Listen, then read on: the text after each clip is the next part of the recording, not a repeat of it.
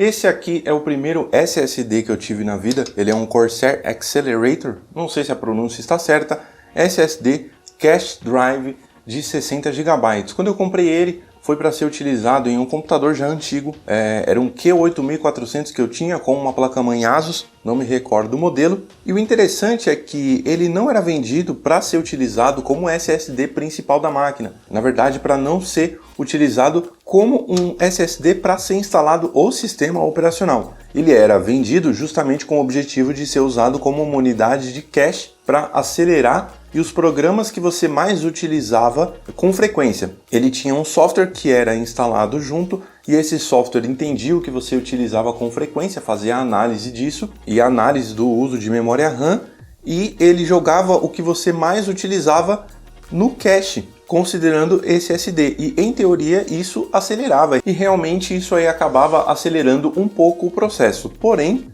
com esse software, na época que eu utilizava com a versão do Windows 7 que eu estava utilizando com a build, ele começou a dar tela azul no sistema operacional. E como o Windows 7 não era tão pesado assim, dava para instalar em 60 GB o sistema operacional e alguns programas mais pesados, eu mudei isso e comecei a utilizar ele como unidade principal com o sistema operacional instalado realmente no SSD. Isso resolveu o problema de tela azul do programa de cache, que eu não sei se era uma incompatibilidade com a build, algum bug, eu sei que acontecia direto. E pouco tempo depois eu comprei um outro SSD maior de 120 GB e eu acabei deixando esse SSD parado, sem uso. E aí eu tive a brilhante ideia de colocar no meu Xbox 360 e eu coloquei sem a gavetinha lateral, tem uma gaveta que você tem que colocar na lateral, porque o compartimento ele é aberto e você precisa colocar o HD ou o SSD dentro de uma gaveta e colocar essa gaveta dentro desse compartimento. E aí eu inventei de colocar sem, e aí eu coloquei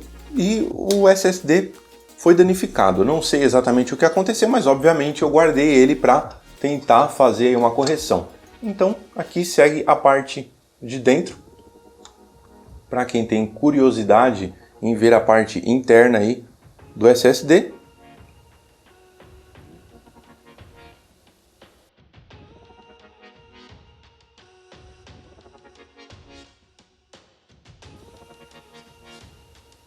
Mas aí, pelo menos aqui vocês veem o projeto desse SSD específico da Corsair, um SSD, um modelo um tanto quanto antigo.